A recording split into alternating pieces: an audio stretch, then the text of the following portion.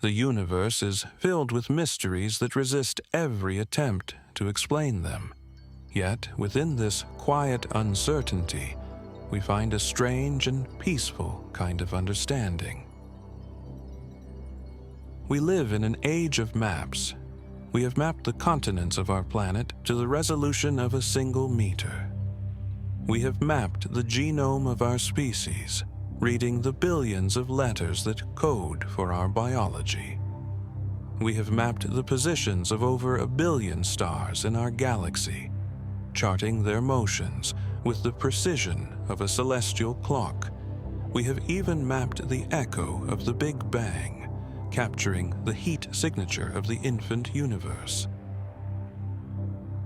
Because of these maps, we often feel that the work of discovery is largely done.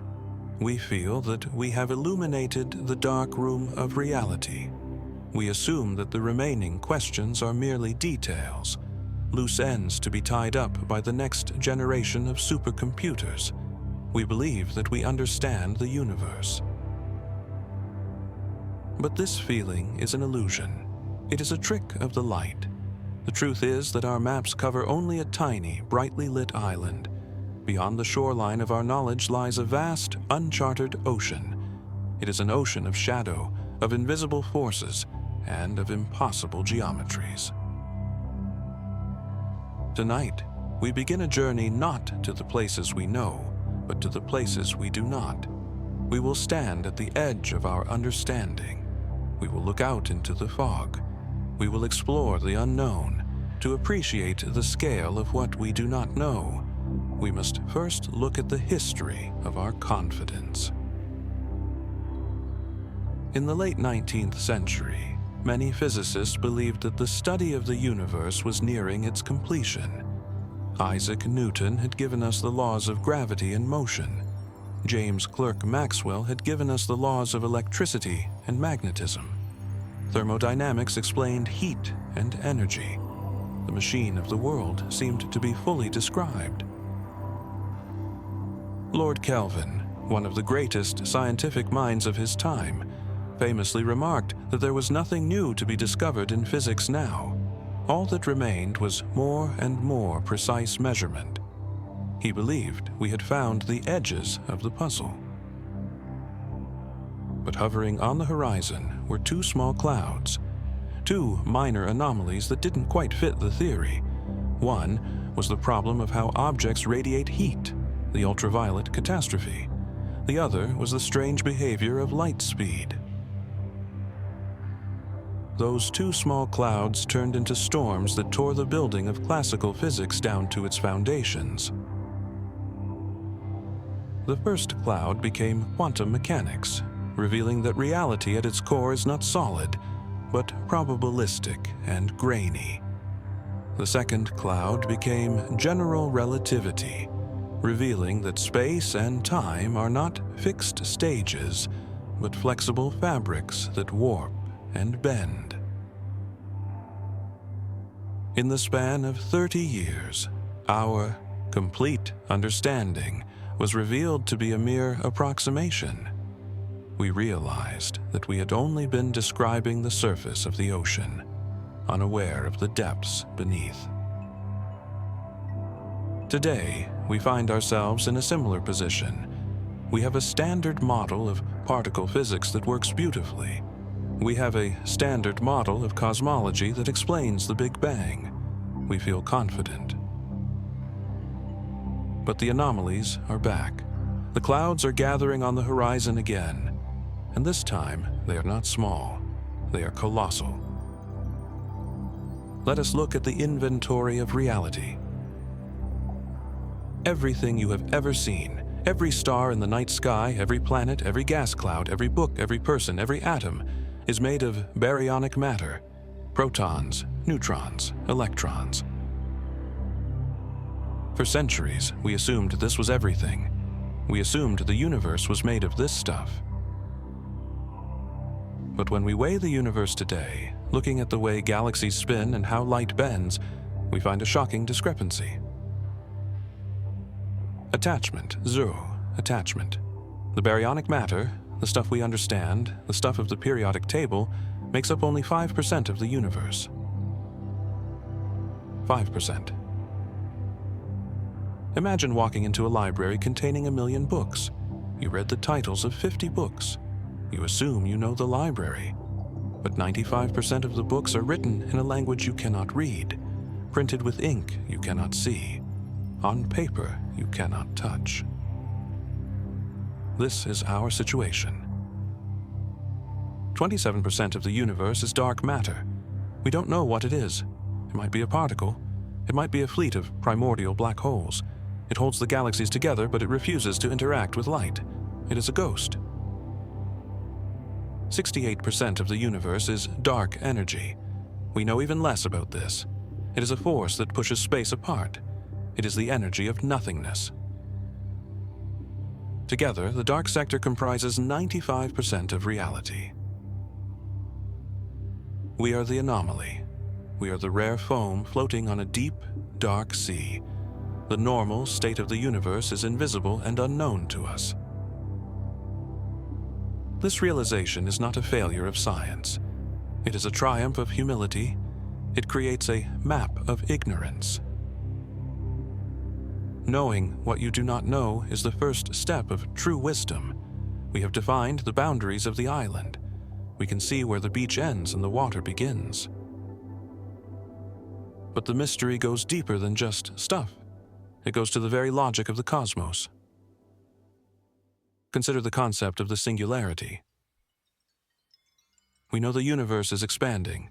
If we run the film backward, the galaxies get closer together. The universe gets hotter, denser. Eventually, at 13.8 billion years ago, everything converges to a single point. At this point, our mathematics breaks. The density becomes infinite. The temperature becomes infinite. The curvature of space becomes infinite. Infinity is not a physical number. It is a sign that says, the theory has stopped working here. We do not know what happened at the moment of the Big Bang. We have excellent theories for what happened 1/trillionth of a second after the Big Bang. But the moment itself, it is a blind spot. Was it a beginning, or was it a bounce? Was there a universe before ours that collapsed and re-expanded? Is our Big Bang just one bubble forming in a boiling pot of a much larger multiverse? We do not know. The origin of everything is shrouded in a fog that our telescopes cannot penetrate. And what about the other end of time, the fate of the universe? Will it expand forever, growing colder and darker until the last star burns out? Will the dark energy get stronger and rip the atoms apart? Will the vacuum itself decay, rewriting the laws of physics in a flash of light? We are traveling on a ship, but we do not know the port of origin, and we do not know the destination. We only know the current speed and heading. This uncertainty can feel unsettling. The human mind craves closure. We want the story to have a clear beginning, middle, and end. We want the world to be solvable. But there is a profound peace to be found in the unknown. If the universe were fully known, if we could write down a single equation that explained everything, if we had mapped every inch of space, the cosmos would feel small. It would feel like a cage. It would be a finite room that we had fully explored. The mystery opens the walls. It makes the room infinite. It invites imagination. It invites wonder. Think about the feeling of looking at a map with blank spaces, terra incognita. Those blank spaces are where the dragons live, but they are also where the potential lives. The unknown is the reservoir of the future. It is the guarantee that tomorrow can be different from today. It is the promise that there is always more. Let us walk the perimeter of our knowledge. Let us look at the specific gates where the mystery enters. The gate of the very large. We look out at the cosmic web. We see structures like the giant arc and the Great Wall. Structures so big they defy our models of how gravity works. They suggest that there are organizing principles in the universe that we haven't discovered yet. Perhaps gravity behaves differently on the scale of 1 billion light years. The gate of the very small. We look inside the atom. We see quarks and neutrinos. But why do they have the masses they do? Why does the electron weigh exactly what it weighs?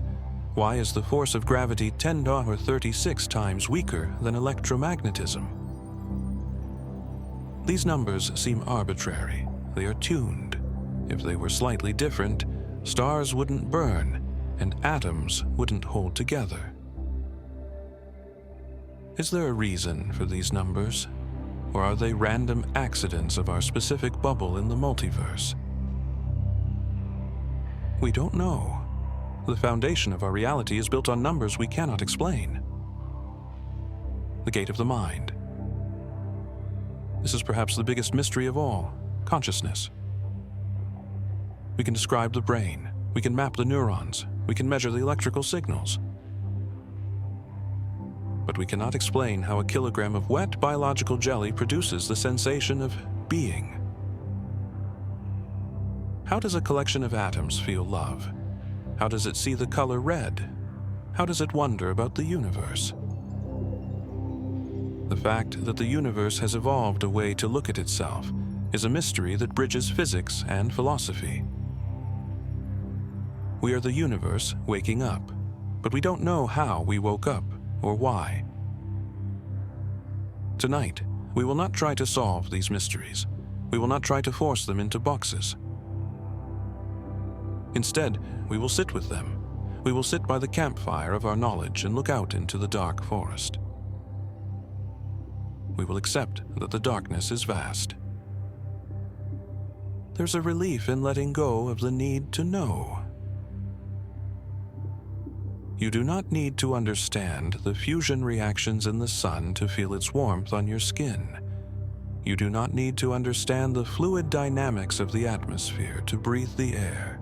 You do not need to understand the curvature of space-time to be held by gravity. The universe functions perfectly well without your understanding. It holds you, it feeds you, it spins you. The mystery is not a problem, it is a habitat.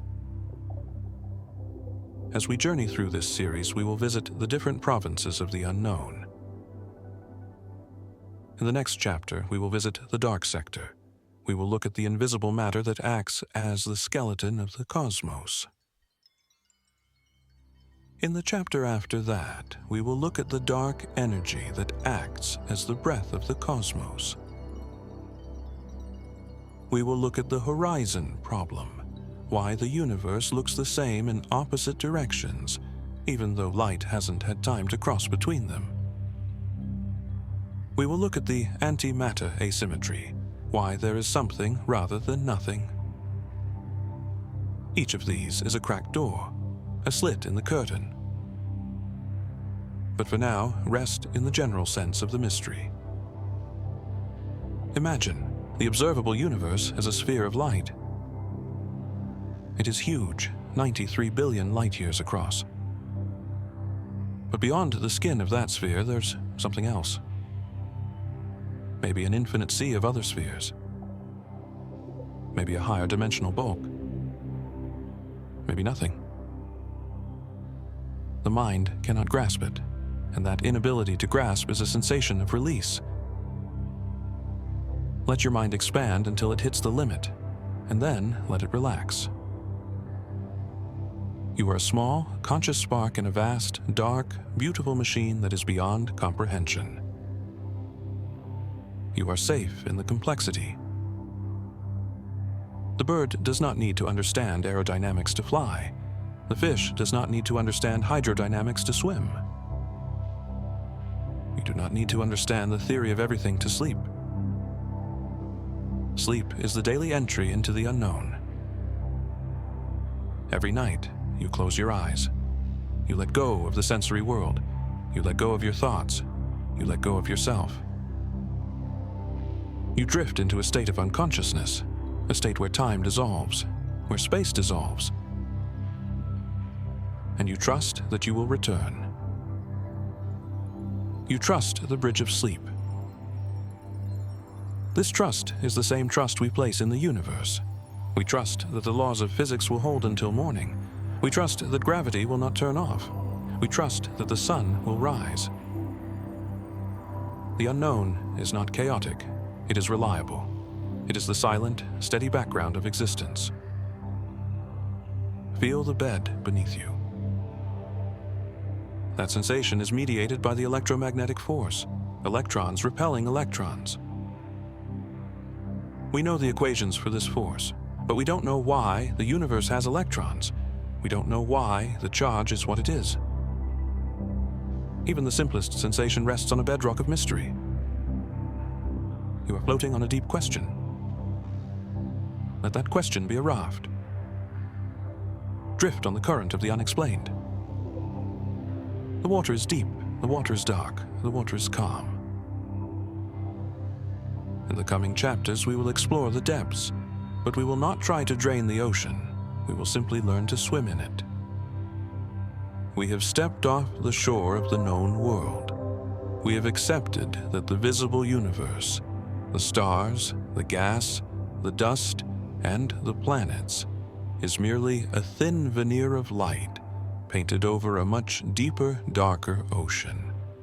We have looked at the map of reality and seen that 95% of it is blank. Tonight, we journey into the largest of these blank spaces. We explore the substance that holds the galaxy together. When one observes a city skyline at night, one sees the lights in the windows forming a grid against the dark. But the lights are not the building. There is a structure of steel and concrete, massive and heavy, hidden in the shadows, that provides the strength for the lights to exist. The universe mirrors this architecture. The stars are merely the lights in the windows. For decades, astronomers believed these lights were floating on nothing, held together by their own meager gravity. But we now know the glitter is not heavy enough. If the visible universe were all there was, the galaxies would have flown apart billions of years ago. We must now turn our attention to the steel. We must touch the invisible skeleton of the cosmos. We enter the realm of dark matter. The discovery of this mystery began not with a sighting, but with a discrepancy in the accounting. In the 1930s, the Swiss astronomer Fritz Zwicky turned his telescope toward the Coma Cluster, a massive swarm of thousands of galaxies located some 300 million light-years away. Zwicky measured the speed at which these galaxies were moving relative to one another. They were buzzing around the center of the cluster at incredible velocities. He then performed a simple calculation. He estimated the total mass of all the stars in the cluster based on their light, and using Newton's laws of gravity, he calculated how much gravitational pull that mass should exert. The result was baffling. The visible mass provided only a tiny fraction of the gravity needed to bind the cluster together. At the speeds the galaxies were traveling, the cluster should have evaporated eons ago, flinging its members out into the void like marbles from a spinning plate. Yet, the cluster remained intact. Zwicky concluded there must be some dunkle materiae, dark matter, hidden between the galaxies, providing the missing glue.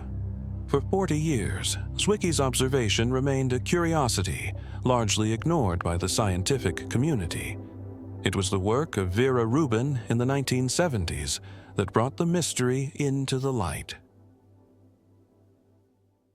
Rubin did not look at chaotic clusters. She looked at the elegant, ordered rotation of individual spiral galaxies. She sought to understand the mechanics of their spin. To understand the anomaly she found, one must consider the laws of orbital mechanics as observed in our own solar system. In the solar system, the Sun contains 99.8% of the mass. Consequently, the planets closest to the Sun must travel fastest to counteract the intense gravitational pull. Mercury screams around its orbit at 47 kilometers per second. Pluto, far out in the dark, drifts at a leisurely 4 kilometers per second. This is known as Keplerian rotation. Velocity decreases with distance. Rubin expected to see this same pattern in galaxies. The core of a galaxy is dense with stars, while the outer arms are sparse. Logic dictated that the stars near the bright center should whip around furiously, while the lonely stars at the galactic edge should drift slowly. Using a spectrograph to measure the Doppler shift of the starlight, she mapped the speeds of stars in the Andromeda Galaxy, the Triangulum Galaxy, and dozens of others. In every single case, the universe defied expectation. The stars at the edge were not slowing down. They were moving just as fast as the stars in the center. In some instances, they were moving even faster. The rotation curve did not drop. It remained flat. According to standard physics, those outer stars should not have been there. They were moving with such momentum that the gravity of the visible galaxy was nowhere near strong enough to hold them. The galaxy should have torn itself apart, dissolving into a debris field. The implication was unavoidable. Either our understanding of gravity was fundamentally flawed, or there was a vast amount of unseen mass extending far beyond the visible disk. Over time, the consensus settled on the latter. We now understand that every galaxy is embedded in a structure known as a dark matter halo. One might visualize a galaxy not as a flat disk, but as a sphere. Imagine a giant, invisible sphere, within which the visible galaxy floats like a small, glowing ember in the center. This halo extends 5 to 10 times further out than the stars. It is massive, containing 5 times more material than the visible matter. The galaxy we see, the spiral arms, the gas clouds, the nebulae, is merely a condensation of light trapped in the heart of a massive, dark cloud. The nature of this cloud constitutes one of the deepest mysteries in modern science. We know it exists because we observe its gravitational influence, but it refuses to be seen. We have ruled out the usual suspects. It is not large clouds of normal gas. Hydrogen would absorb light, creating silhouettes against background galaxies. Dark matter is transparent. It is not dust. Cosmic dust glows in the infrared when heated by starlight. Dark matter has no temperature. It is not rogue planets or black holes. Astronomers search for these massive compact halo objects, or MACOs, by watching millions of stars for the telltale twinkle of a dark object passing in front of them. They found far too few to account for the missing mass. We are left with a radical conclusion. Dark matter is a new form of reality. It is non-baryonic. It is not composed of protons, neutrons, or electrons. It is not part of the periodic table of elements. Crucially, it interacts with gravity, but it is utterly indifferent to the electromagnetic force. Electromagnetism is responsible for light, magnetism, and the physical sensation of touch. The reason one cannot walk through a wall is that the electrons in the body repel the electrons in the wall. Dark matter has no electric charge. It has no electron shell. Therefore, it has no collision.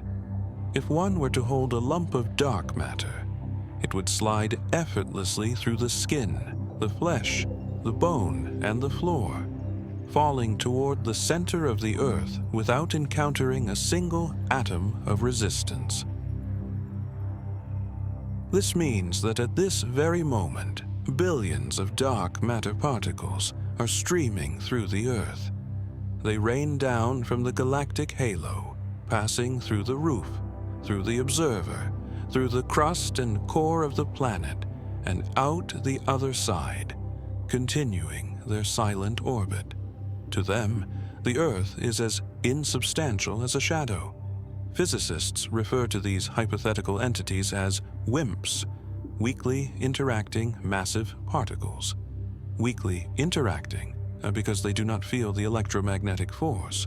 Massive because they possess mass and bend space. Even though we cannot touch it, we can map it. We use the universe itself as a lens. Einstein's general relativity dictates that mass curves space. Light travels in straight lines, but if the space through which it travels is curved, the light will bend. Attachment. A massive cluster of galaxies acts like a bowling ball on a mattress, creating a deep depression in the fabric of space-time. When light from a distant galaxy, located far behind the cluster, passes through this depression, it follows the curve. The light is bent, magnified, and distorted.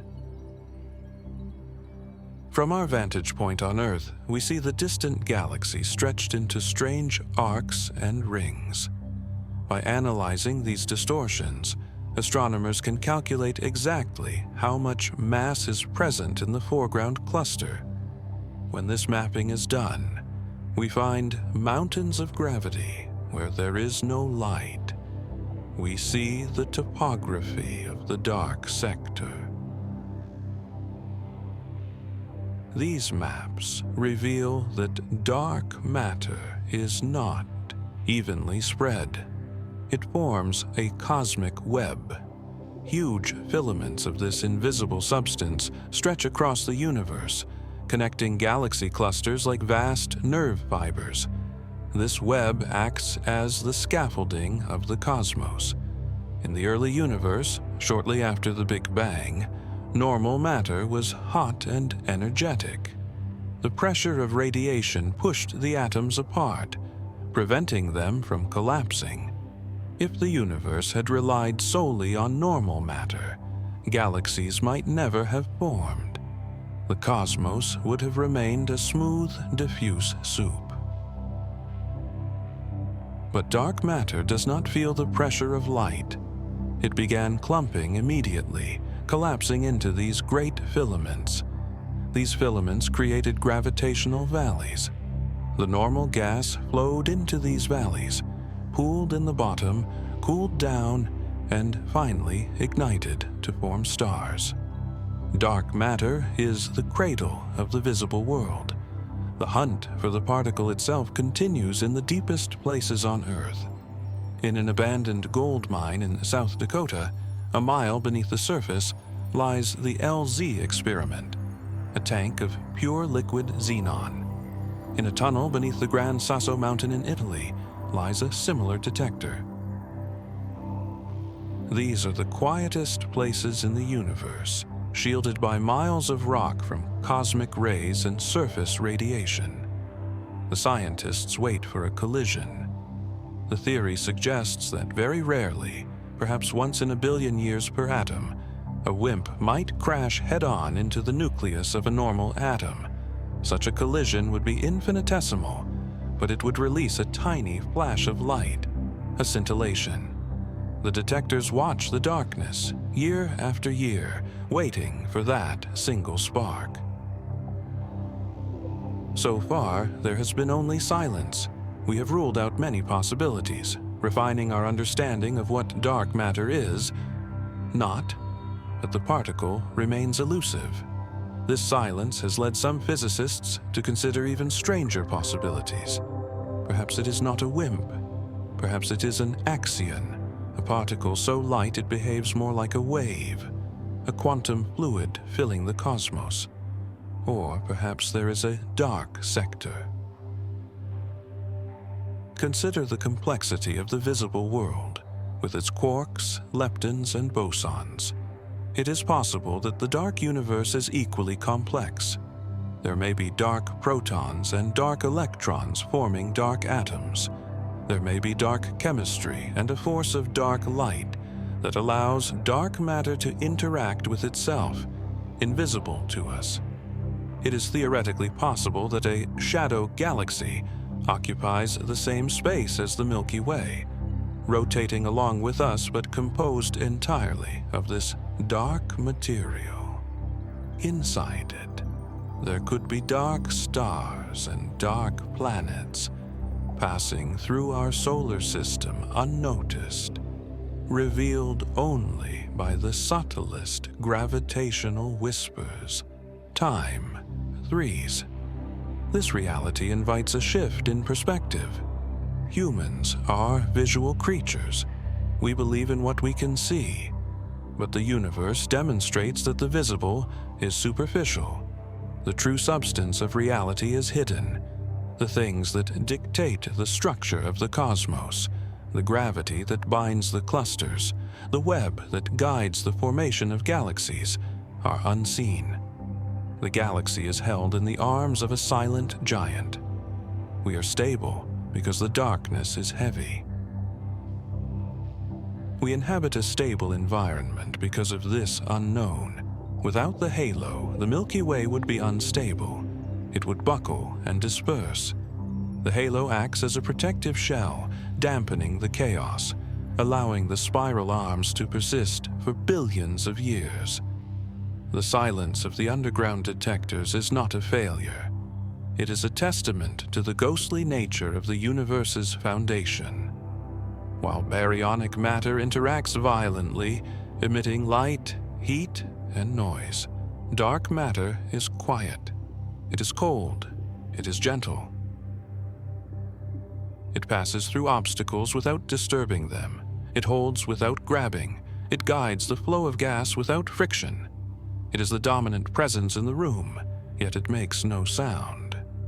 In the next chapter, we will face the other side of the dark sector.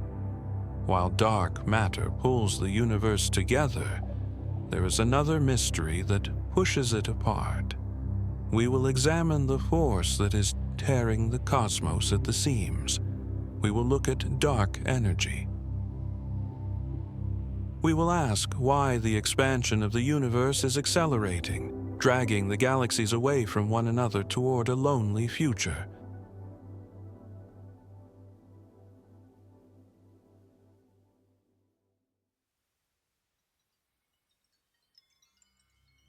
We have explored the invisible skeleton of the universe. We have seen how dark matter acts as the great unifier, the gravitational glue that binds the galaxies into a coherent web. In our minds, gravity is the architect of structure. It is the force that gathers. It pulls dust into stars, stars into galaxies, and galaxies into clusters. It strives to bring the universe into a warm, huddled embrace. For the majority of the 20th century, cosmologists believed that gravity was the only force capable of shaping the large-scale evolution of the cosmos.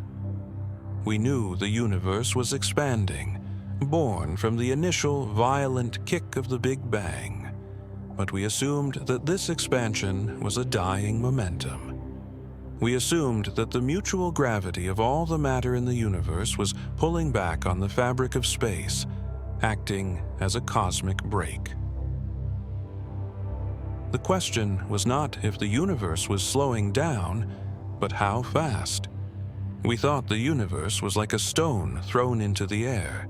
It might rise for a time, But eventually, the pull of the Earth would rob it of its speed. It would slow, hang in the air, and perhaps fall back.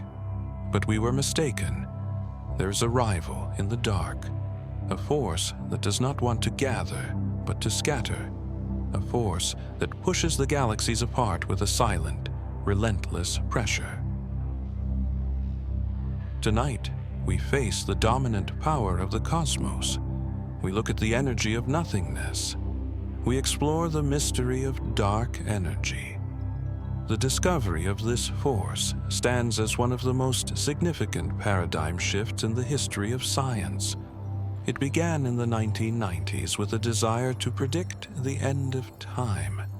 Astronomers sought to measure the deceleration of the universe.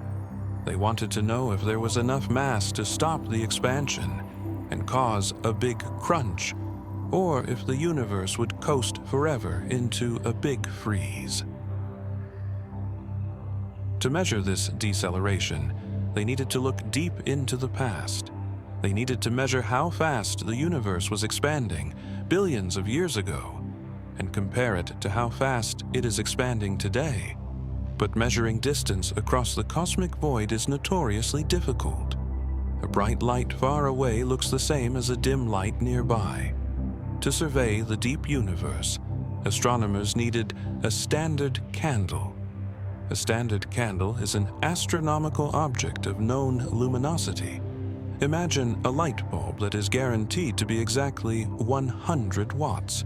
If one observes this bulb and it appears faint, one can calculate its distance with absolute precision using the inverse square law of light. The candle chosen for this cosmic survey was the type Ia supernova. This is not a random stellar death. It is a specific, calibrated thermonuclear event. It occurs in a binary system where a small, dense white dwarf star steals gas from a companion. The white dwarf is dead. It has ceased fusion. But as the stolen hydrogen piles up on its surface, its mass increases. There is a strict physical limit to the mass a white dwarf can hold, known as the Chandrasekhar limit. It is approximately 1.4 times the mass of the Sun. When the star consumes enough gas to hit this limit, it can no longer support its own weight against gravity. It collapses. The collapse causes the temperature to spike instantly, igniting carbon fusion throughout the entire star at once. It is a nuclear bomb the size of the Earth. Because the fuse is always lit at the exact same mass, the explosion is always of the exact same brightness. For a few weeks, a single Type Ia supernova shines with the light of 5 billion suns, visible from halfway across the observable universe. In the late 1990s, two rival teams of astronomers, the Supernova Cosmology Project and the High Z Supernova Search Team, began scanning the heavens for these explosions. They pointed their telescopes at the darkest patches of the sky, monitoring thousands of galaxies, waiting for the sudden flash of a dying star. They found them. They measured their brightness to determine their distance, and they measured their redshift, the stretching of their light, to determine how fast they were moving away from us. They plotted these data points on a graph, expecting to see a curve that bent downward, indicating that the expansion of the universe was slowing down over time. But when the data was analyzed in 1998, it did not fit the prediction. The distant supernovae were too dim. At first, the scientists suspected dust. Perhaps intergalactic dust was blocking the light, making the stars appear fainter than they were. But the data was consistent across different wavelengths. The dust hypothesis failed. The only remaining explanation was that the supernovae were farther away than they should be. The space between Earth and those distant explosions had stretched more than the standard model predicted. Attachment, attachment. The universe was not slowing down, it was speeding up. It was as if one threw an apple into the sky, watched it rise and slow, and then suddenly watched it ignite a rocket engine and accelerate upward into the blue. The implication was profound. Gravity was not the only force at work on the large scale. Something else was pushing back. Something was pressing on the accelerator pedal of the cosmos. We named this phenomenon dark energy. Naming the phenomenon, however, is not the same as understanding it. Dark energy remains the most enigmatic subject in modern physics. Unlike dark matter, which clumps together to form halos and webs, dark energy appears to be perfectly smooth. It does not cluster. It does not dilute. It is a property of space itself. Our best theoretical model takes us back to Albert Einstein. When Einstein formulated his general theory of relativity in 1915, he found that his equations predicted a dynamic universe, one that was either expanding or contracting. At the time, the consensus was that the universe was static and eternal. To force his math to align with this belief, Einstein added a fudge factor, a constant term represented by the Greek letter lambda. Nice lambda. Lambda represented a repulsive energy density inherent in the vacuum of empty space. It was a force that pushed outward, exactly counteracting the inward pull of gravity to keep the universe still. When Edwin Hubble discovered the actual expansion of the universe a decade later, Einstein abandoned lambda, calling it his greatest blunder. But the discovery of acceleration in 1998 suggested that Einstein's blunder was actually a prophecy. There is an energy in the vacuum. Consider the difference between matter and this vacuum energy. If one has a box of gas and expands the volume of the box by a factor of 2, the gas becomes half as dense. The particles spread out. Gravity weakens as matter dilutes. But dark energy behaves differently. It is an intrinsic property of the void. If one expands the box, one creates more volume. And because the energy is a property of the volume, one creates more dark energy. The density stays constant. This creates a runaway feedback loop. The universe expands, which creates more space. The new space contains new dark energy. This new energy pushes the expansion faster. The faster expansion creates space even more quickly. It is a self-feeding engine. Attachment wire 1. Attachment. Today, we have measured the composition of the universe with great accuracy. Baryonic matter, the atoms of stars and planets, makes up a mere 5%. Dark matter makes up 27%. Dark energy comprises 68% of the total energy budget of the cosmos. More than 2/3 of the universe is made of this mysterious pushing force. We live in a universe dominated by the void. This dominance leads to a crisis in theoretical physics known as the vacuum catastrophe. When quantum physicists try to calculate how much energy should be in the vacuum, based on the seething sea of virtual particles we explored earlier, they get a number. But that number is 10 to the power of 120 times larger than the dark energy we actually observe. It is the largest discrepancy between theory and observation in the history of science. If the vacuum energy were as strong as quantum theory suggests, the universe would have blown itself apart in the first fraction of a second. Atoms would never have formed. Yet, if the energy were zero, the universe would be decelerating. The value is incredibly small, but non-zero. It is fine-tuned to a degree that defies explanation. What does this acceleration mean for the structure of the cosmos? It means the universe is being slowly torn apart. Gravity is a local force. It is strong when objects are close. Dark energy is a global force. It dominates the vast spaces between things. Inside our solar system, gravity wins easily. The Earth will not be pushed away from the Sun. Inside our galaxy, the dark matter halo holds the stars together. Even within our local group, gravity is winning. Andromeda is falling toward us, and we will merge. But look further out. Look at the vast voids between the galaxy clusters. There, gravity is weak. And there, dark energy is doing its work. It is stretching the voids. It is pushing the distant superclusters away from us. The cosmic web is being stretched taut. The filaments of dark matter are being pulled.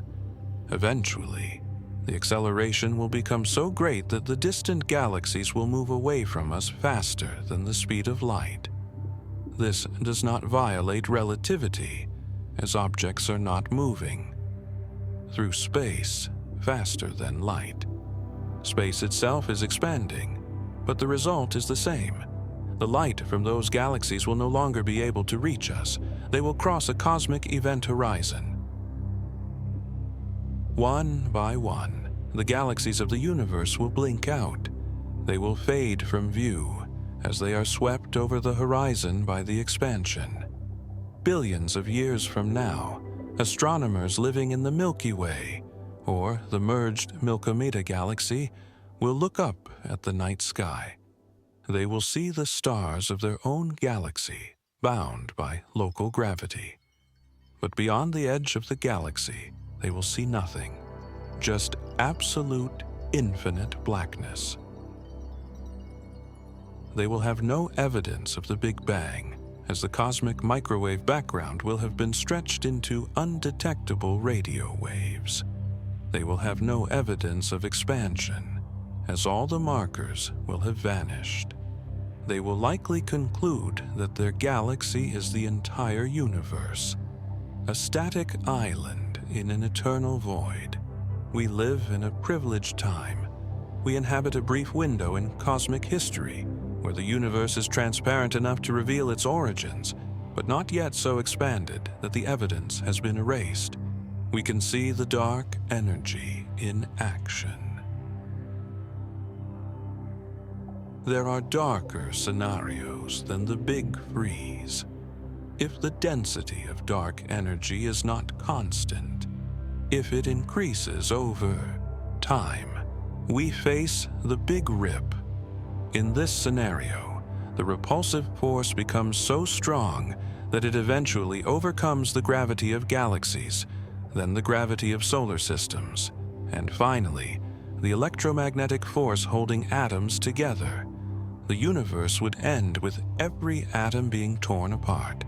However, current data suggests the Big Freeze is more likely. A slow, cold, eternal expansion. The universe is exhaling. Entropy, the tendency of energy to spread out, is the arrow of time. Dark energy is the wind that carries that arrow. It is smoothing out the wrinkles of the Big Bang. It is diluting the concentration of matter. It is guiding the cosmos toward a state of perfect cold equilibrium. There's a quiet majesty in this expansion. The force is everywhere. It is in the room where you sit. The space between the atoms of your body is expanding, though the strong nuclear and electromagnetic forces hold you together effortlessly against the tide. You are a localized knot of stability in a universe that wants to be smooth. Dark energy reminds us that the nothing is stronger than the something. The void is active. The silence is a physical pressure. In the next chapter, we will examine the beginning of this process. If the universe is expanding now, it must have started from a point. We will look at the theory of inflation, the violent, exponential expansion that happened in the first fraction of a second, setting the stage for the mystery we see today. We will ask what came before the bang, and how the seeds of the galaxies were planted in the quantum foam. We have witnessed the universe expanding. We have seen how dark energy is currently pushing the galaxies apart, stretching the void, and driving us toward a lonely, cold future. But if we reverse the arrow of time, if we run the cosmic film backward, the galaxies do not drift apart, they rush together. As we travel back through the eons, the universe becomes smaller, it becomes denser, it becomes hotter. We pass the era of the first stars, the era of the first atoms, and we arrive at a moment, 13.8 billion years ago, when the entire observable cosmos was compressed into a point of infinite heat and density. Standard cosmology calls this the Big Bang, but there is a secret hidden inside this theory, a missing chapter. The standard Big Bang theory describes what happened after the explosion. It describes the cooling, the formation of elements, the condensation of gravity. But it does not explain the explosion itself. It does not tell us what banged or why. Tonight, we will journey into that missing fraction of a second. We will explore the epoch of inflation. We will see how a mysterious energy field operating in the first trillionth of a second took a subatomic speck of space and stretched it into a canvas vast enough to hold all the stars in the sky. We will witness the first breath of the unknown. To understand why we need this theory, we must first confront a puzzle that troubled astronomers for decades. It is called the horizon problem.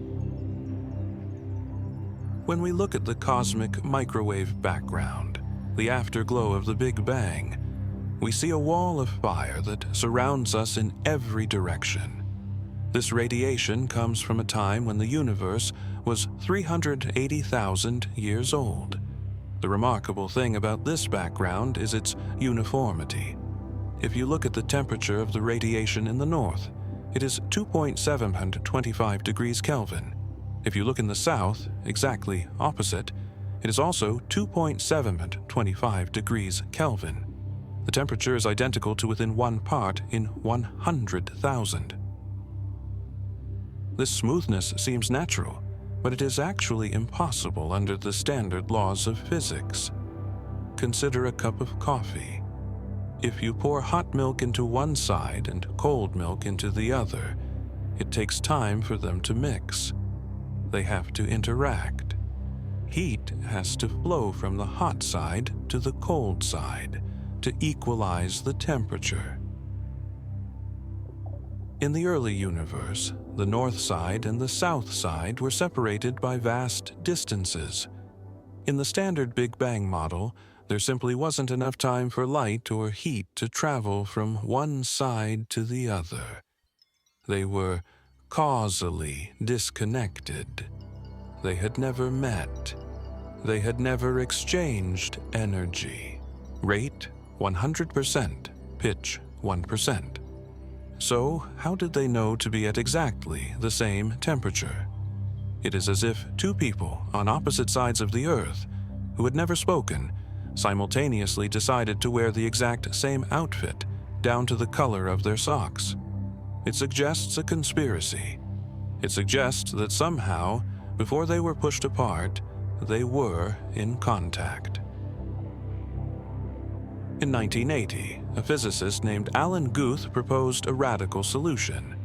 He suggested that in the very first fraction of a second, specifically at 10 to the power of minus 36 seconds, gravity worked in reverse. Guth postulated the existence of a new field, the inflation field. Unlike matter, which dilutes as it expands, this field maintained a constant energy density, and crucially, it exerted a negative pressure. a repulsive gravity. Suddenly, space didn't just expand, it inflated. It grew exponentially. In a time interval so short that human language has no word for it, the universe doubled in size. Then it doubled again and again. It doubled nearly 100 times. It went from the size of a proton to the size of a grapefruit in less than a billionth of a trillionth of a second. This violent expansion solves the horizon problem. It implies that the north and south regions were originally touching. They were a tiny, microscopic patch of space that had time to equalize its temperature. Then, inflation took over and ripped them apart, flinging them to opposite ends of the cosmos faster than the speed of light. They are smooth today because they were twins at birth. The uniformity of the sky is the stretched-out memory of that initial intimacy. Inflation also solves another deep mystery, the flatness problem. We know from our measurements that the geometry of the universe is perfectly flat. Parallel lines stay parallel forever. But this is a precarious state. If the universe had a tiny bit more matter, gravity would curve it into a ball. If it had a tiny bit less, it would curve into a saddle. For the universe to be flat today, billions of years later, it must have been exceptionally, exquisitely flat at the beginning. It is like balancing a pencil on its tip for a century. Inflation provides the balancing mechanism. Imagine a balloon. When it is deflated, the surface is curved and wrinkled. But if you blow it up to the size of the Earth, the surface looks flat. If you stand on a giant balloon, it looks like a plane. Inflation blew up the universe so much, so fast, that any initial curvature was smoothed out. The wrinkles were stretched until they disappeared. We live in a flat universe because we live on the surface of a colossally inflated bubble. But the most profound gift of inflation is not smoothness, it is texture. If inflation made the universe perfectly smooth, there would be no galaxies, no stars, no us. The universe would be a uniform gas forever. However, the inflaton field was a quantum field. And as we learned in previous chapters, quantum fields jitter. They fluctuate. In the microscopic universe, particles were popping in and out of existence. Energy levels were wobbling up and down. These were tiny, subatomic variations. Normally, these quantum fluctuations appear and vanish instantly, but inflation moved too fast for them to vanish. As the space expanded faster than light, it caught these fluctuations. It stretched them. Imagine drawing a dot on a rubber sheet. Then you stretch the sheet. The dot becomes a line, then a giant patch. Inflation took the microscopic quantum jitters and stretched them into macroscopic regions of density. A tiny fluctuation where the density was slightly higher became a vast cloud of matter. A tiny fluctuation where the density was lower became a void. When inflation stopped, these frozen ripples remained. They became the seeds of the galaxies. Gravity began to pull matter into the denser patches. Over billions of years, these patches grew into the cosmic web we see today. The Great Wall, the superclusters, the filaments, they are all the magnified ghosts of quantum noise. This is a staggering realization. You are a quantum fluctuation. The matter that makes up your body, the Earth, the Sun, it all exists because of a random jitter in the vacuum 13.8 billion years ago, caught and frozen by the expansion. We are the children of the uncertainty principle. But how did it stop? Inflation could not last forever. If it had continued, the universe would still be a cold, empty, rapidly expanding vacuum. Eventually, the inflaton field ran out of steam. It decayed. This event is called reheating. The energy that was driving the expansion was suddenly dumped into the vacuum. It transformed. It phase-shifted from expansion energy into matter and radiation. The field collapsed into a hot soup of quarks, electrons, gluons, and photons. The temperature skyrocketed.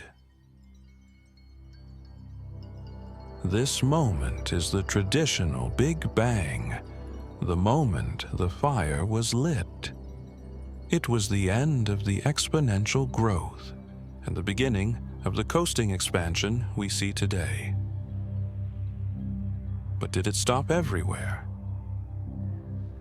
This brings us to the edge of the unknown. The theory of eternal inflation suggests that the decay of the inflaton field is random. It happens in patches. Imagine a pot of boiling water. The water is the expanding space. Bubbles of steam form within it. Each bubble is a region where inflation has stopped. Inside the bubble, the energy turns to matter. A universe is born. Our universe is just one of these bubbles. Outside our bubble, the water is still boiling. The space is still inflating. It pushes other bubbles away from us faster than light. In this view, the Big Bang was not a unique event. It was a local event. It is happening right now, somewhere else in the multiverse. New universes are being birthed from the eternal storm of inflation, constantly, forever. We cannot see them. The space between the bubbles is expanding too fast for light to cross. We are trapped in our own pocket of calm. But the math suggests they are there, an infinite foam of realities. This theory changes our place in the cosmos.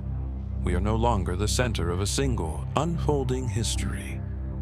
We are an island in an archipelago of infinite variety. In some bubbles, the laws of physics might be different.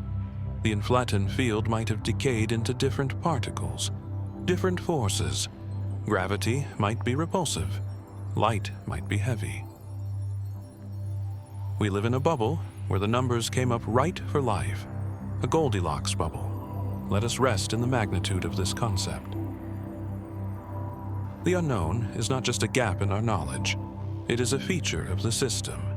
The mechanism that created us, inflation, naturally hides its tracks. It erases the information about what came before. We can see back to the wall of fire, but we cannot see past it to the inflating vacuum. We can infer the foam, but we cannot touch it. But we can look for clues. If inflation happened, it should have rung the bell of space-time.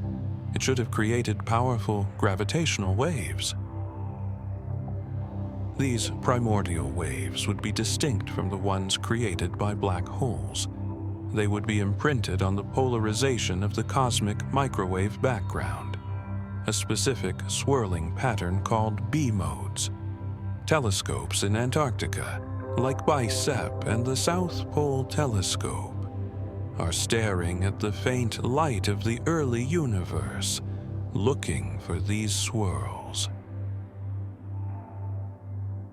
If we find them, we will have seen the fingerprint of the first breath. We will have the proof that the universe expanded faster than light in its infancy.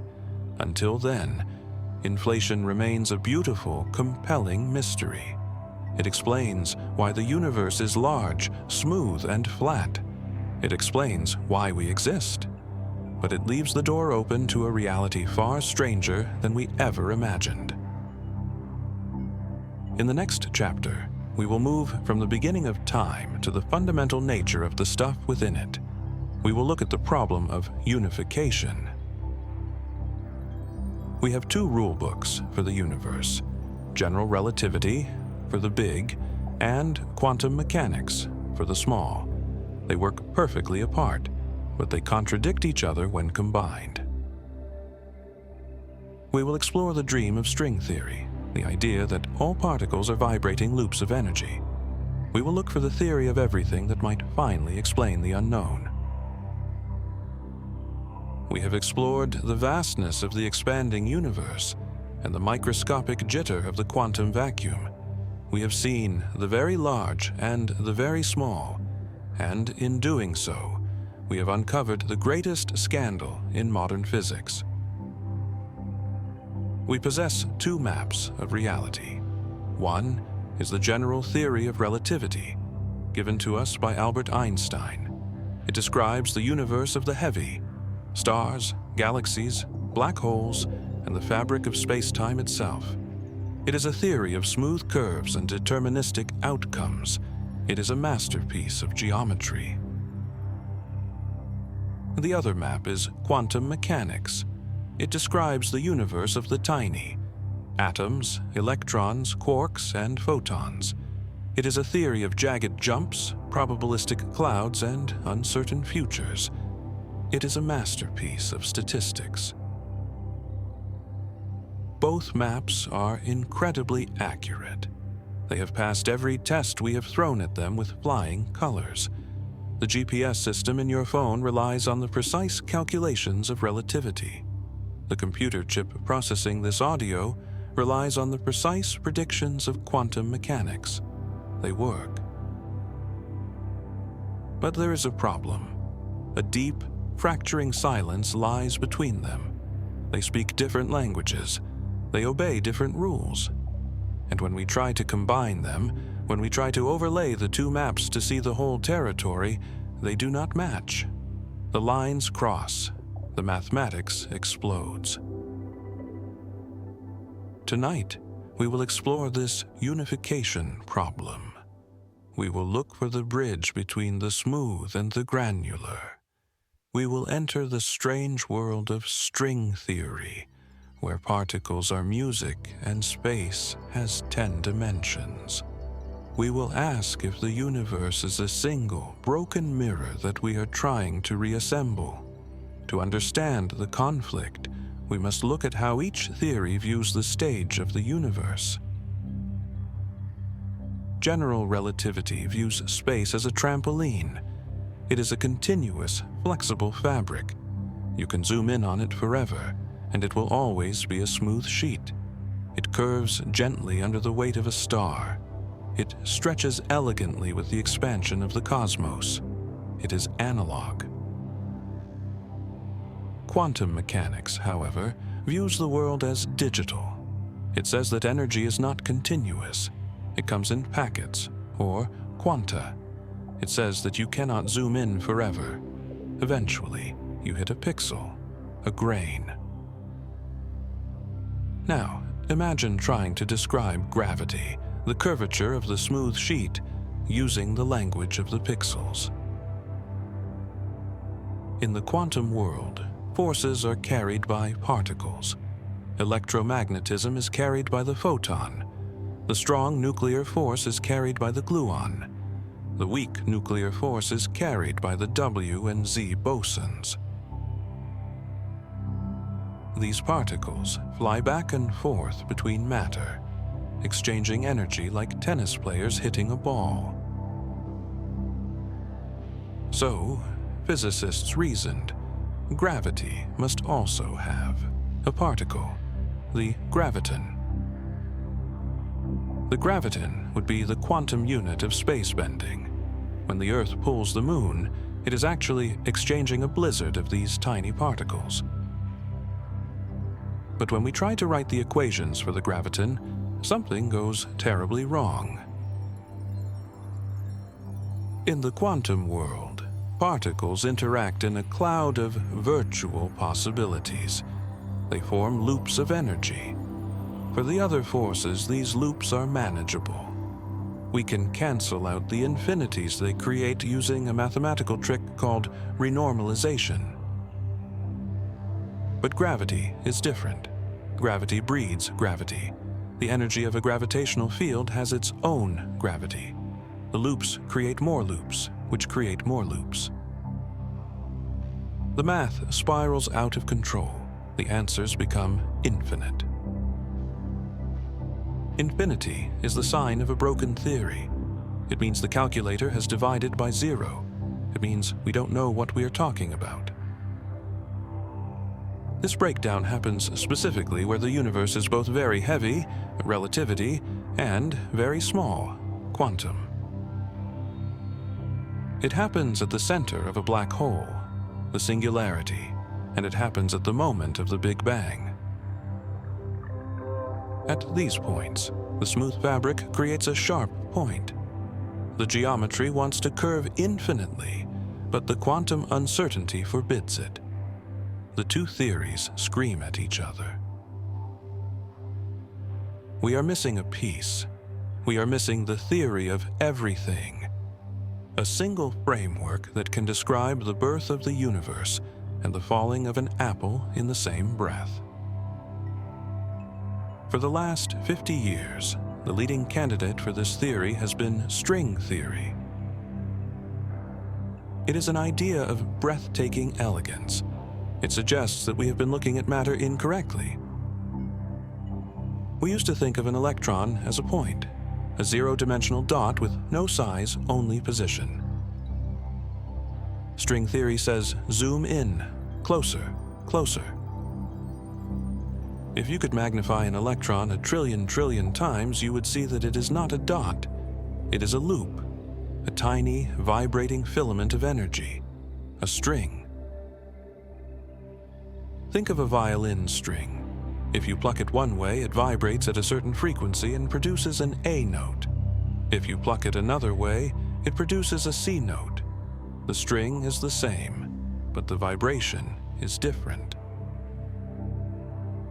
In this theory, all the different particles in the universe, electrons, quarks, photons, neutrinos, are just different notes played on the same fundamental string. Matter is music. The universe is a symphony of vibrating energy. And here's the miracle. One of the vibrations of the string corresponds perfectly to the properties of the graviton. String theory does not just allow for gravity, it requires it. If you invent strings, gravity falls out of the math automatically. It unifies the forces naturally. It seems too good to be true, and perhaps it is, because string theory comes with a heavy price. For the strings to vibrate in all the ways necessary to create our universe, they need room to move. They need freedom.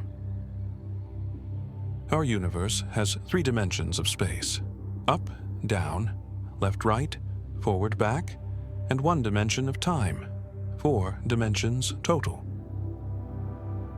But the math of string theory fails in 4 dimensions. It creates anomalies, mathematical inconsistencies. To make the math work, the strings demand more dimensions.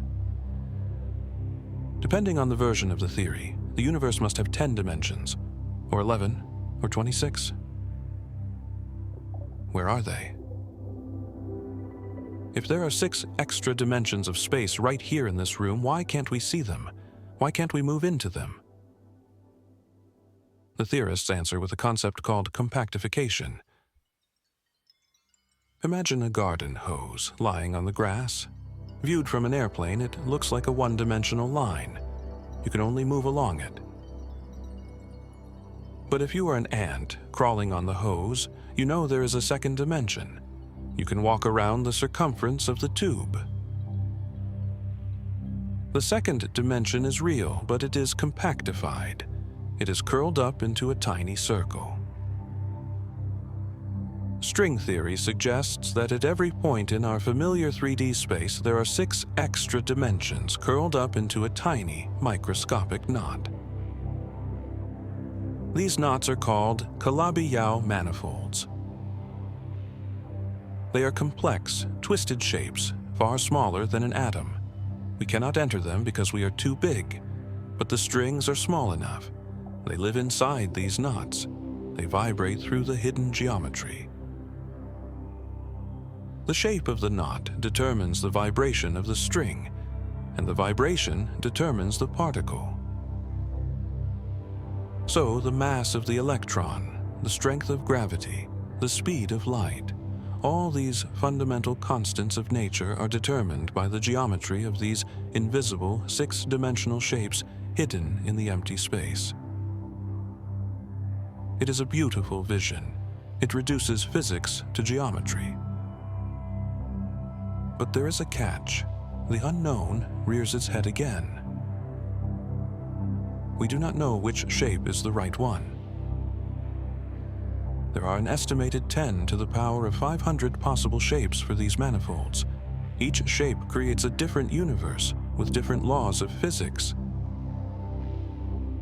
This leads us back to the multiverse. String theory does not describe one universe. It describes a landscape of almost infinite possibilities. We are living in just one valley of this landscape. Critics argue that a theory that predicts everything predicts nothing. If string theory can describe any universe, how do we prove it is true for our universe? We have built the Large Hadron Collider to smash protons, hoping to see a sign. Maybe a particle disappearing into a higher dimension, maybe a supersymmetric partner particle. So far, we have seen nothing. The strings remain theoretical. They are a ghost story told in the language of calculus. So, is there another way? Some physicists have taken a different path. Loop quantum gravity. Instead of trying to turn gravity into particles, strings, they try to turn space itself into quantum units. They suggest that space is not a smooth sheet. It is a mesh. It is a chainmail. In this view, there is the smallest possible unit of space, an atom of space, a quantum of volume. You cannot have half of this volume. Space is pixelated. At the Planck scale, 10 Yuan or 35 meters, the smooth curve of Einstein dissolves into a network of nodes and links, a spin network. Time, too, is discrete. It ticks. There's the smallest unit of time. The universe is a clock that advances in distinct steps. If this is true, then the singularity of the Big Bang disappears. When you run the film backward, the universe contracts, but it cannot contract to zero. It hits the smallest pixel size. It cannot get smaller. Instead of a singularity, the universe bounces. Loop quantum gravity suggests that our Big Bang was actually a big bounce. A previous universe collapsed, crunched down to the Planck size, and then snapped back out to form our cosmos. We may be the rebound of a dead eternity. But like string theory, loop quantum gravity has no experimental proof. It is a mathematical dream. And then there's the strangest idea of all, the idea that perhaps gravity is not a fundamental force, but a projection. The holographic principle. This idea was born from the study of black holes. When you throw a book into a black hole, the information in the book, the arrangement of its atoms, seems to be lost. But quantum mechanics says information cannot be destroyed. Stephen Hawking and Leonard Susskind realized that the information might be stored on the surface of the black hole, the event horizon. Imagine covering a soccer ball with stamps. The stamps represent the data of everything inside the ball. The interior is 3D, the surface is 2D, but the surface contains all the information of the interior. If this is true for a black hole, maybe it is true for the whole universe. Time, threes, maybe our three-dimensional reality, the depth of the room, the distance to the stars, is an illusion. Maybe we are living in a hologram projected from a distant, two-dimensional surface at the edge of the cosmos. In this view, Gravity is not a force. It is a side effect of the projection. It is the result of information processing on the 2D screen. This sounds like science fiction or mysticism, but the math works surprisingly well. In certain theoretical models, ADS-CFT correspondence, a universe with gravity is mathematically identical to a universe without gravity in one less dimension. Are we real, or are we shadows on a wall? This is the depth of the unknown. We are not just unsure about what the universe contains, we are unsure about what the universe is. Is it a sheet, a mesh, a symphony of strings, a hologram? The confusion is not a sign of failure. It is a sign that we are digging at the very bottom of the bedrock. We have hit the hard layer of reality where our intuition fails. Let us find peace in this failure. We want to unify everything. We want a theory of everything. But maybe the universe resists unification. Maybe the broken mirror is the natural state. Think about your own experience. You live in a world of gravity, feeling the bed, and you live in a world of quantum chemistry, the firing of your neurons. Your body bridges the gap effortlessly. You are a biological machine that uses quantum mechanics to navigate a gravitational field. You are the unification. The universe works, the stars burn, the atoms hold, the planets orbit. The machine does not need us to understand the schematic in order to run. The mystery of the extra dimensions is particularly soothing. If there are 6 hidden dimensions curled up at every point in space, it means there's more room in the universe than we can perceive. We are essentially flatlanders, sliding along the surface of a much richer reality. There are directions we cannot point to. There are paths we cannot walk. It implies a depth to the here and now. Right here, in the empty air in front of your face, there might be a Calabi-Yau manifold knotting itself into a 6-dimensional shape, vibrating with the song of the electron. The empty space is a jewel box of geometry. As you drift towards sleep, let go of the need for the equations to balance. Einstein spent the last 30 years of his life trying to find this unified field theory. He failed. He died with a notebook full of equations that led nowhere. It is the ultimate puzzle. But puzzles are for the waking mind. The sleeping mind accepts the paradox. In dreams, space is flexible, time is loopable, gravity is optional. Perhaps the dreaming mind is closer to the quantum reality than the waking mind. Allow the dimensions to curl up. Allow the strings to vibrate softly. The music of the spheres is playing a lullaby. It is a song of hidden connections. In the next chapter, we will return to the visible world, but with a new question. We will look at the arrow of time. Why does time only go forward? Why do eggs break but never unbreak? Why do we remember the past but not the future? This seems obvious, but to a physicist, it is a mystery. The laws of atoms work equally well backward and forward. We will explore entropy, the measure of disorder. We will ask if the heat death of the universe is the price we pay for the existence of time itself. But there is a 4th dimension we have yet to fully confront. It is the dimension that carries us. It is the medium in which we live, breathe, and age, time. To our human senses, time is the most obvious feature of reality. It flows. It has a direction. It moves relentlessly from the past, through the fleeting aperture of the present, and into the future. We remember yesterday. We do not remember tomorrow. We see a glass shatter. we never see the shards leap from the floor and reassemble themselves. We see the candle burn down. We never see the smoke and wax rush back to form a new wick. This directionality, this arrow of time, feels fundamental.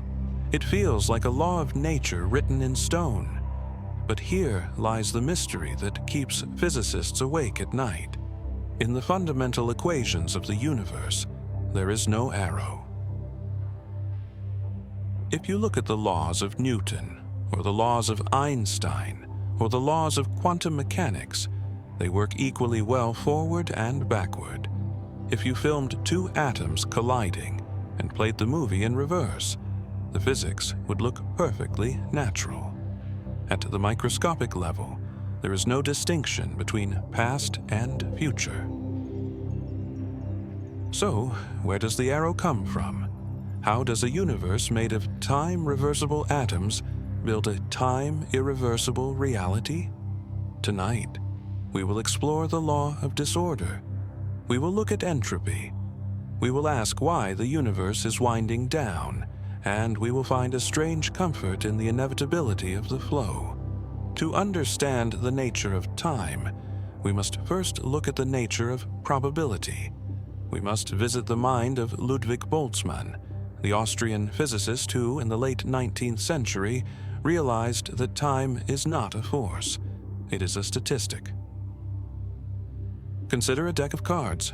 When you buy the deck, it comes in a specific highly ordered sequence. Ace to king of spades, ace to king of hearts, and so on. This is a state of low entropy. It is tidy. It is organized. Now, shuffle the deck.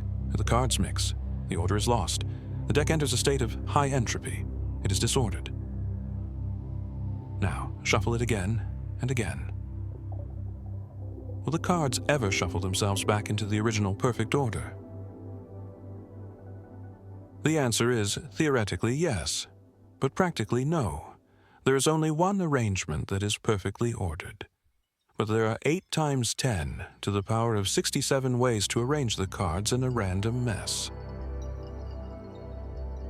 The mess is vastly, overwhelmingly more probable than the order. If you shuffled the deck once every second for the entire age of the universe, you would never accidentally hit the perfect sequence. The universe pushes the cards toward disorder, not because there is a force compelling them, but simply because there are more ways to be messy than to be tidy. Boltzmann realized that this statistical truth applies to atoms as well. Imagine a box divided in half. All the air molecules are gathered in the left half. The right half is a vacuum. This is order. It is low entropy. Remove the divider, and the molecules rush to fill the whole box. They spread out. They mix. They achieve high entropy. Will they ever spontaneously gather back into the left half? No, not because the laws of motion forbid it. It is physically possible for every molecule to bounce off the wall at the exact right angle to fly back to the left, but because it is statistically impossible. This is the second law of thermodynamics. In a closed system, entropy always increases, disorder always grows, energy always spreads out. This law is the arrow of time. The reason you cannot unbreak an egg is that there are trillions of ways for the atoms of the egg to be scattered on the floor, but only one way for them to be an egg.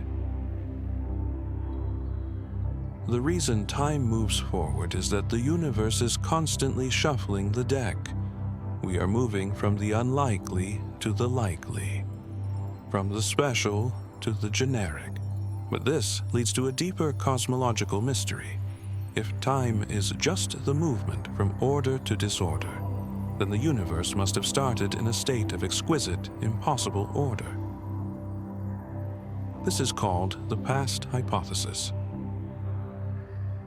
For the arrow of time to exist today, the Big Bang must have been a moment of incredibly low entropy. The early universe was hot, dense, and uniform. To a physicist, uniformity usually means high entropy, like the gas filling the box. But gravity reverses the rules. In a universe with gravity, a smooth gas is actually a low entropy state. Why? Because gravity wants to clump things. A clumped universe, full of black holes and stars, is the high entropy state. A smooth universe is the coiled spring waiting to snap. So, the Big Bang was the ultimate low-entropy configuration. It was a deck of cards perfectly sorted, waiting to be shuffled. Who sorted the deck? How did the universe begin in such a highly improbable state? We do not know. It is one of the deepest gates of the unknown. Perhaps inflation smoothed it out. Perhaps it is a boundary condition of the multiverse. But the fact remains, we are riding the wave of that initial order dissolving into chaos. Let us look at what this disorder actually looks like. We often think of disorder as destruction: rotting wood, rusting iron, crumbling mountains. But in the short term, the drive toward entropy can create complexity. Consider a star. A star is an entropy machine. It takes a pocket of ordered hydrogen gas and fuses it. It releases heat and light. The heat spreads out into the cold universe. The energy disperses. The star is increasing the entropy of the cosmos. But in doing so, it maintains a local structure. It shines. It supports planets. It powers life. Life itself is a resistance movement. Your body is a highly ordered object. Your DNA, your cells, your brain, they are incredibly organized. You are a pocket of low entropy. How do you exist in a universe that demands disorder? You pay for it. You eat food, ordered energy, and you radiate body heat, disordered energy. You take in structure and excrete waste. You are surfing the flow of entropy. You are diverting a small part of the river to turn your own water wheel, maintaining your complexity by accelerating the disorder of the world around you. Every breath you take increases the total entropy of the universe. We are catalysts for the decline. But the decline is not endless. The arrow has a target. If entropy always increases, eventually it must reach a maximum. Imagine the box of gas again. Once the gas has spread out evenly, nothing more happens.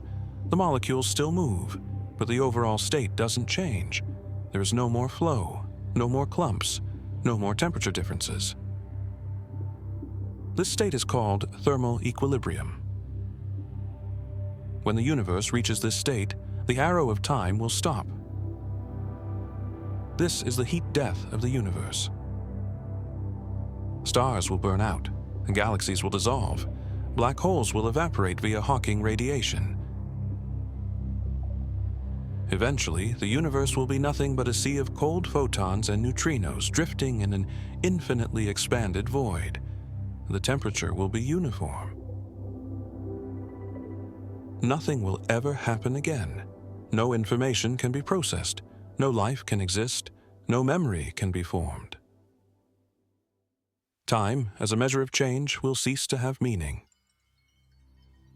This sounds like a tragedy, a death, but in the context of our calming journey, we can reframe it. Heat, death is not death. It is rest. It is the state where all the tension has been released.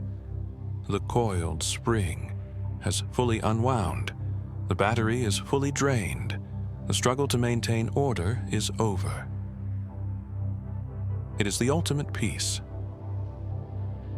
We are currently living in the frantic middle period, the stelliferous era, the time of activity, the time of the shuffle. We feel the passage of time as a pressure because we are fighting to hold our shape against the tide. Aging is simply entropy acting on biology. The errors in DNA accumulate, the proteins misfold, the order slips. But sleep is a daily rehearsal for the equilibrium. When you sleep, you lower your energy consumption. You stop processing new information. You allow the body to repair, to locally reverse entropy, using the energy stored during the day. But psychologically, you let go. You stop trying to order the world. You stop planning. You stop remembering. You drift toward a state of mental high entropy. Dreams are chaotic. They are random shuffles of the memory deck. Let us consider the mystery of memory.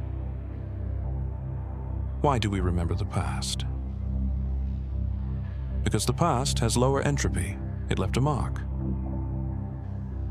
When you walk on a beach, you leave footprints. The sand was smooth, ordered. Now it is dented and disordered.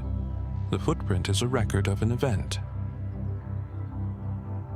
To create a memory, in a brain or in the sand, you must increase entropy. You must burn energy to etch the record. We cannot remember the future because the future hasn't been disordered yet. The sand is still smooth ahead of us. The asymmetry of time is the asymmetry of information. We know where we came from because the path is littered with the debris of our passing. We don't know where we are going because the path is pristine. This explains the feeling of flow. We feel time moving because we are constantly acquiring information. We are constantly consuming the low entropy of the future and leaving a wake of high entropy memories behind us. You are a machine that turns the future into the past. Consider the concept of block time. Einstein's relativity suggests that time is a dimension, just like space. If you look at a block of space-time from the outside, the past, present, and future all exist simultaneously. The Big Bang is at one end of the block. The heat death is at the other. Your life is a worm-like thread winding through the middle. In this view, time doesn't flow. It just is. The sensation of flow is an illusion of consciousness moving along the thread, like the needle of a record player moving along the groove. The song is already there, pressed into the vinyl. We just play it moment by moment. Does this rob us of free will? Perhaps, but it also robs us of anxiety. If the future already exists in the block, then it is safe. It is structured. The story has already been written by the laws of physics. You don't have to build the future. You just have to arrive at it. Let us return to the unknown. Why is the arrow so strict? There is a small, nagging possibility that the arrow could reverse. Henri Poincaré, a French mathematician, proved that any closed system given infinite time will eventually return to its initial state. The deck of cards will eventually be shuffled back into order. If the universe is closed and infinite in duration, then entropy might eventually decrease. Could there be a time, trillions of years from now, when the arrow flips, when the glass shards leap from the floor to form the cup, when we remember the future and guess the past? It seems unlikely in our current expanding universe. Dark energy is pushing things apart too fast for them to reassemble. But in the multiverse, anything is possible. Maybe there are other bubbles where the arrow points the other way. Benjamin Button universes where life starts in the grave and ends in the womb. We are bound to our arrow. We are creatures of the forward flow. Accept the current. Often we fight time. We try to stop it. We try to hold on to the moment. We use creams to stop the wrinkles. We take photos to freeze the memory. But physics tells us this is a losing battle. Entropy is undefeated. The wisdom of the cosmos is to stop swimming upstream. Turn around, float. Let the river carry you. The river is heading toward equilibrium, toward calm. Imagine the universe billions of years from now. The frantic energy of the stars has quieted. The explosions of the supernovae have ceased. The collisions of the galaxies are done. The universe is a vast, cool ocean of long, wavelength light. It is the era of the black holes. They are the last keepers of mass. They drift silently, majestic, and dark. And then, even they evaporate. They give their energy back to the vacuum. The water becomes perfectly still. There is no more late, there is no more hurry, there is no more change. Just the eternal, peaceful, steady state. As you lie in bed, you can access a microcosm of this state. Your room is dark, it is quiet, the temperature is stable. You are creating a local equilibrium. You are engaging in energy conservation. The worries of the day were high energy states, high entropy generation. Sleep is the low energy state. Let the arrow of time slow down for you. Relativity says that time is relative. It stretches. In deep sleep, time disappears completely. You close your eyes, and a second later, it is morning. You have traveled through 8 hours of time instantly. You have time traveled to the future. This is the gift of the arrow. It carries us through the dark patches. Think of the atoms in your body. They do not age. An electron is as young today as it was at the Big Bang. The you that ages is just the arrangement, the pattern. The substance is eternal. The pattern shifts, it blurs, it eventually dissolves. But the energy remains. It is never lost. It just changes form. From light to chemical energy to heat to the background radiation of the universe. You are slowly becoming light. You are slowly becoming part of the background warmth of the galaxy. This is not a disappearance, it is a merger. You are merging with the arrow. Let us find peace in the second law. Disorder increases. Sounds negative, but replace disorder with freedom. Order is rigid. A crystal is ordered. It cannot move. It is locked. A gas is disordered. It is free. It can fly anywhere. Entropy is the liberation of energy. It is the breaking of the chains of structure. The universe is moving from a tight, constrained fist to an open, relaxed hand. Open your hands. Relax your grip on the day. Let the order slide away. Let the thoughts scatter. Let the mind become a gas, expanding, filling the room. You are following the fundamental law of nature. You are evolving toward rest. In the final chapter, we will bring all the mysteries together. Dark matter, dark energy, inflation, the broken mirror, the arrow. We will see that they are all facets of the same diamond.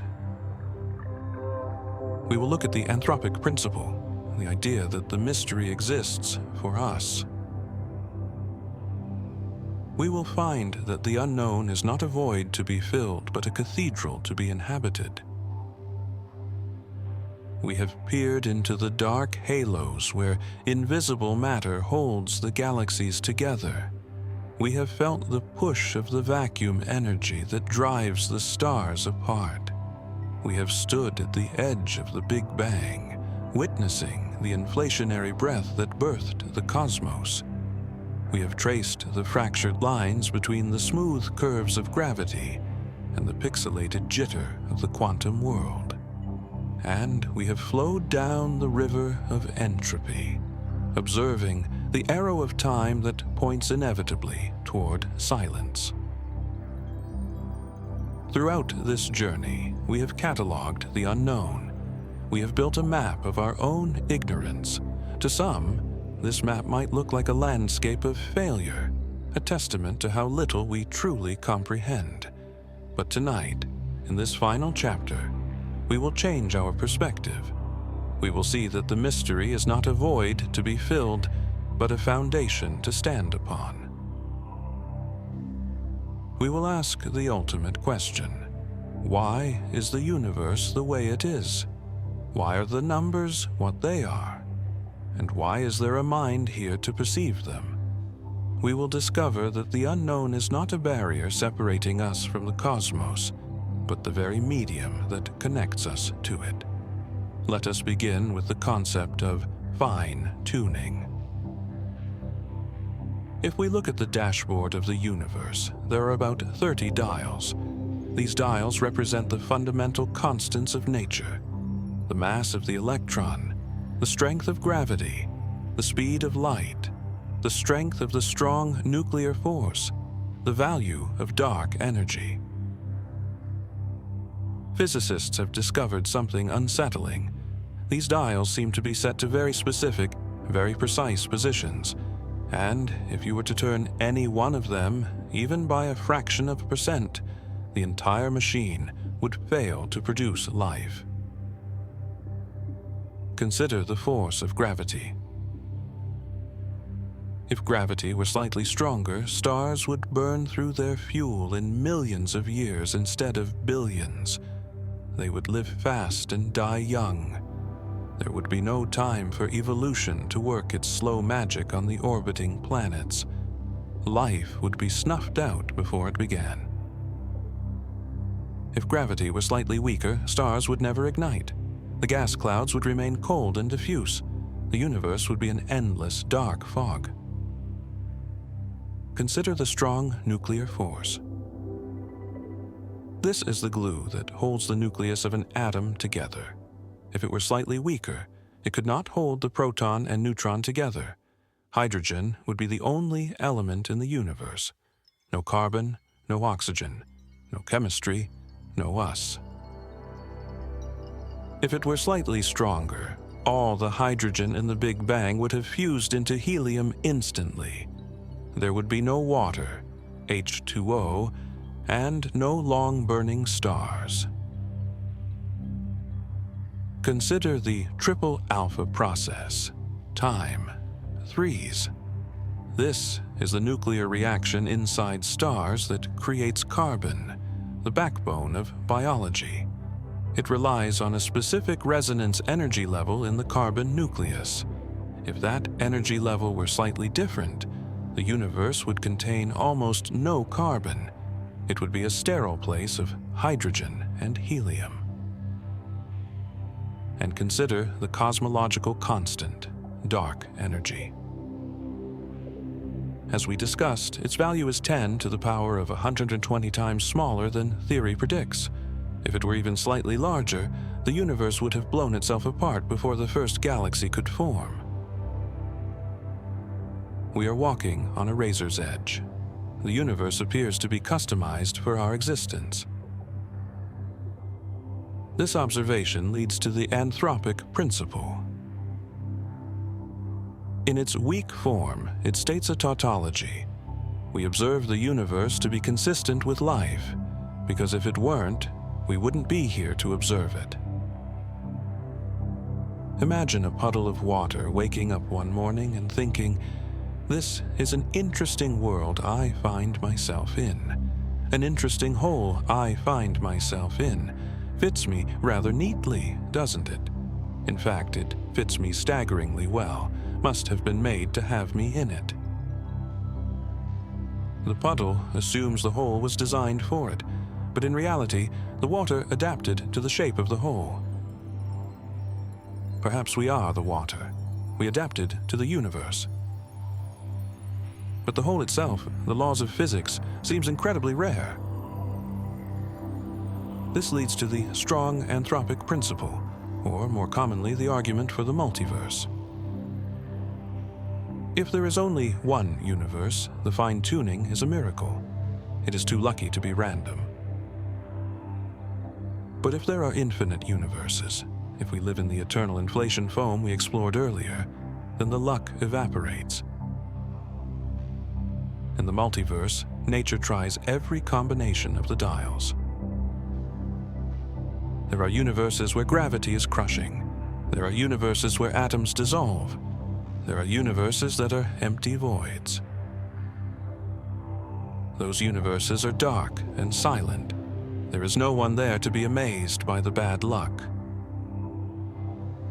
We are here, in this Goldilocks bubble, simply because we can be here.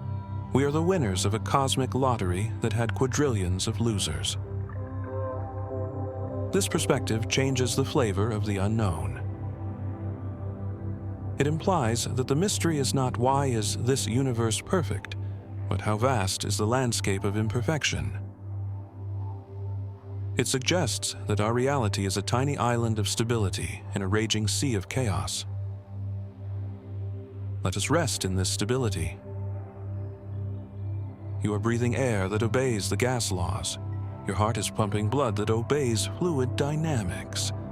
Your neurons are firing according to the laws of electromagnetism. Time, threes, everything works. The machine is running smoothly. How does a collection of quarks and electrons, which are dead, mindless particles, come together to form a system that feels? How does the wet gray matter of the brain produce the sensation of the color red, or the feeling of nostalgia, or the awareness of the self? This is the hard problem of consciousness. Physics describes the outside of matter: mass, charge, spin, velocity. But consciousness describes the inside of matter, the experience of being. Some philosophers and physicists suggest that consciousness is not an accident. It is fundamental. Panpsychism. The idea that consciousness is a property of the universe, like gravity or charge. Perhaps every particle has a tiny, rudimentary spark of experience, and when trillions of them come together in a brain, those sparks merge to form a mind. If this is true, then the universe is not a dead room. It is a living field. The unknown is not a dark, cold silence. It is a dormant awareness. When you look at the stars, the universe is looking at itself. You are the aperture through which the cosmos perceives its own glory. Think about the light from a distant galaxy. It travels for millions of years through the dark. It carries information. But that information is useless until it hits an eye, until it hits a mind. Without you, the universe is just a play performed in an empty theater. You are the audience. You validate the show. This solves the loneliness of the void. We often feel insignificant because of the size of the universe. We are small. We are brief. But size is not the measure of value. Complexity is. A rock is big, but it is simple. A star is huge, but it is simple. Just a ball of gas obeying gravity. Your brain is small, but it is the most complex object we have ever discovered. It has more possible connections than there are atoms in the universe. You are the rarest thing in the dark sector. You are the concentrated essence of the possible. Let us integrate the mysteries. Dark matter holds the cradle. Dark energy clears the room. Inflation builds the stage. Entropy drives the plot. And consciousness watches the play. They are not separate puzzles. They are parts of a single ecosystem. The unknown is the atmosphere of this ecosystem. Imagine if we knew everything. Imagine if the theory of everything were printed on a t-shirt. The universe is just X plus Y.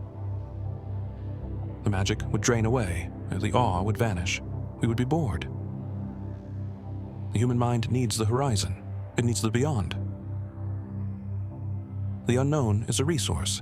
It is the fuel for imagination. It is the space in which we dream. Think of the god of the gaps. In the past, we put gods in the places we didn't understand. Thunder, disease, the harvest. As science advanced, the gaps got smaller, the gods retreated. But the unknown we face today is not a gap in the wall. It is the wall. The origin of the Big Bang, the nature of consciousness, the fate of the cosmos. These are not technical problems, they are existential boundaries. Standing at these boundaries brings a sense of the sacred. Albert Einstein called it the cosmic religious feeling. He wrote, "The most beautiful thing we can experience is the mysterious. It is the source of all true art and all science." Tonight, allow yourself to feel that beauty. Do not try to solve the mystery. Inhabit it. You are made of mystery. Look at your hand. It is made of atoms forged in stars that no longer exist. Those atoms are made of quarks held together by gluons, particles that can never be isolated. They are swimming in a vacuum seething with virtual energy. They are interacting with a Higgs field that pervades all space. They are obeying time, which might be an illusion. Your hand is a catastrophe of physics. It is an impossible object, and yet you can move it. You can feel with it. You are the master of the mystery. As you drift towards sleep, realize that the state of not knowing is the state of rest. Knowledge is heavy. It requires maintenance. You have to remember facts. You have to defend theories. Ignorance, in the Socratic sense of knowing that you do not know, is light. It is open. The unknown is spacious. Let the questions float away. What is dark matter? It doesn't matter tonight. It is holding the galaxy together whether you understand it or not. What is dark energy? It doesn't matter tonight. It is making room for you to breathe. What is time? It doesn't matter tonight. It is flowing you toward the ocean of sleep. Trust the architecture. The universe has been managing itself for 13.8 billion years without your supervision. It knows what it is doing. It balances the forces. It regulates the expansion. It recycles the stars. You can resign from the position of general manager of reality. You can just be a passenger. Feel the bed supporting you. That support is the electromagnetic force. It is the repulsion of electron clouds. Feel the weight. That is the curvature of space-time, the Earth dimpling the fabric. Feel the warmth. That is the infrared radiation, the entropy leaving your body. You are experiencing the fundamental forces as pure sensation. This is the truest knowledge, the knowledge of the body. Let the mind fade. The brain is an energy-expensive organ. It consumes 20% of your calories. Tonight, we lower the voltage. We dim the lights in the control room. We hand over control to the autonomic nervous system, the ancient biological autopilot. It knows how to breathe. It knows how to beat the heart. It knows how to repair the cells. It operates in the dark. It operates in the unknown. Trust the darkness inside you. And that is enough. Sleep in the vast, beautiful, unknowable night. The universe holds you. Good night.